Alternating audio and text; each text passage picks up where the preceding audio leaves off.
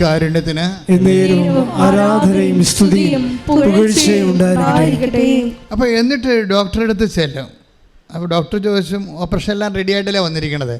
അപ്പോൾ അവർ പറയും ഞാൻ റെഡി ആയിട്ടാണ് വന്നിരിക്കുന്നത് ഡോക്ടറെ. എന്ന് വെച്ച് കഴിഞ്ഞാൽ അവരുദ്ദേശിക്കുന്നത് എന്താണ്, ഞാൻ ആത്മീയമായിട്ടൊക്കെ ഒരുങ്ങി. എന്നിട്ട് ഡോക്ടർ പറയും എങ്കിലും ഡോക്ടർ ഒന്ന് സ്കാൻ ചെയ്യണം. അപ്പോൾ ഡോക്ടർ ചോദിക്കും എന്നായി സ്കാൻ ചെയ്യണത്, നമ്മളെല്ലാം സ്കാൻ ചെയ്ത് കറക്റ്റാക്കിയതല്ലേ. അതല്ല ഡോക്ടർ, ഞാനൊരു പ്രാർത്ഥന ചെയ്യുന്നുണ്ട്, അതാണ് വിഷയം.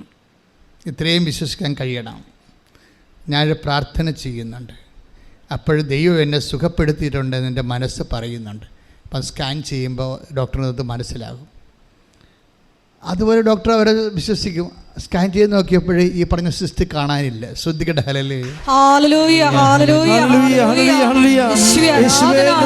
വിശ്വസിക്കുന്നവരോട് കൂടെ പ്രവർത്തിക്കുന്ന അവിടുത്തെ സാന്നിധ്യത്തിന് നന്ദി പറയുന്നു. ഹല്ലേലൂയ.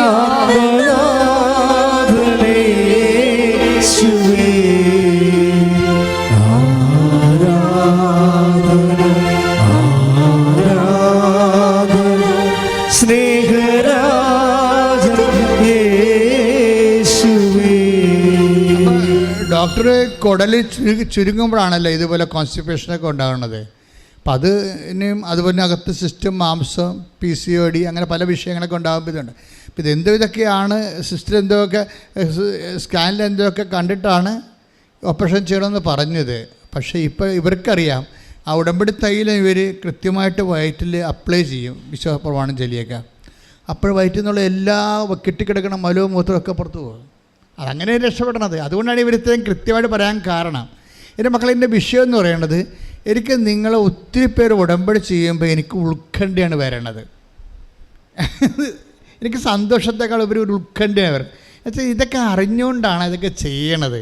അതാ ചുമ്മാ ആൾക്കാരുടെ ഈ തിരക്ക് കാരണം ഓരോരുത്തരും സുഖപ്പെട്ടതും ഫേസ്ബുക്കിൽ അതുപോലെ യൂട്യൂബിലൊക്കെ കണ്ടിട്ട് ഒരു പരീക്ഷിക്കാൻ വേണ്ടി, എന്നാൽ പിന്നെ ഞാനായിട്ട് ഉടമ്പടി എടുക്കാതിരിക്കണത് എന്തിനാണ്, ഞാനും എടുത്തേക്കാമെന്നും പറഞ്ഞുകൊണ്ട് അങ്ങനെ എല്ലാവരും പോകുന്നു. അതുകൊണ്ട് ഞാനും എടുക്കണമെന്ന രീതിയിൽ യാന്ത്രികമായിട്ട് എടുക്കുകയാണെങ്കിൽ അവർ കുറച്ചുകൂടി ഈ സാധനം പഠിക്കണമെന്ന് എൻ്റെ ഒരു അപേക്ഷ. നിങ്ങൾ പഠിക്കണം.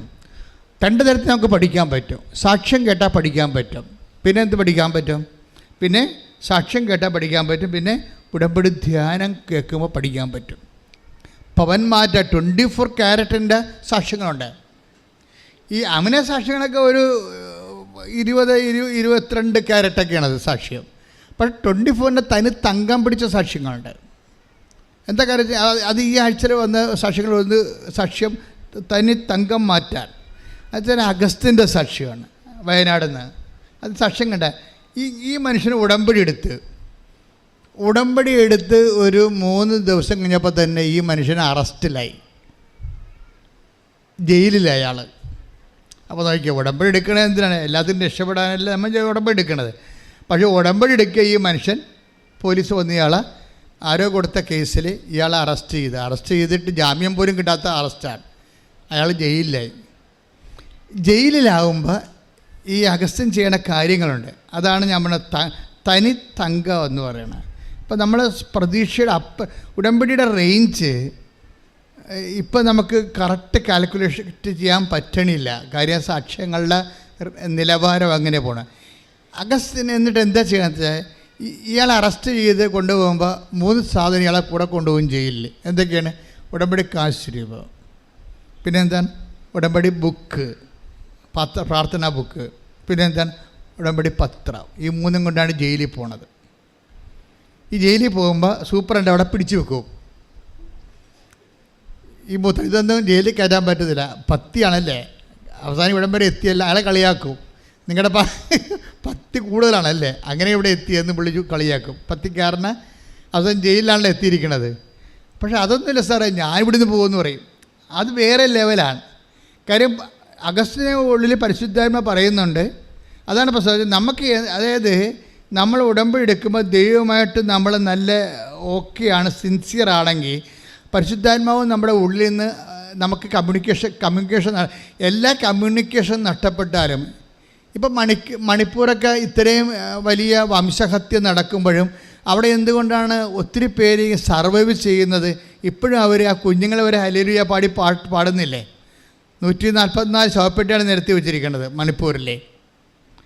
ഈ ജനാധിപത്യ രാജ്യം ഇത് കാണണം, ലോകം ഇത് കാണുന്നുണ്ട്. എങ്ങനെയൊക്കെ നമ്മൾ ജനാധിപത്യത്തെ വെള്ളപൂശാൻ നോക്കിയാലും ലോകം ഇത് കാണുന്നുണ്ട്. അപ്പോൾ ഇങ്ങനെ ഒത്തിരി കാലം ഇങ്ങനെ ജനാധിപത്യമാണെന്നും പറഞ്ഞ് നമുക്കിതുപോലെ തുടരാൻ പറ്റത്തില്ലെന്നുള്ള ഉറപ്പായ കാര്യമാണ്. പക്ഷേ ഇത് അതിനേക്കാൾ വലിയ കാഴ്ച അവശേഷിക്കുന്നവൻ്റെ ആത്മധൈര്യത്തോടെ അവൻ പാടുന്ന ഹല്ലേലൂയ ഗീതങ്ങളാണ്. ശ്രദ്ധിക്കട്ടെ, ഹല്ലേലൂയ.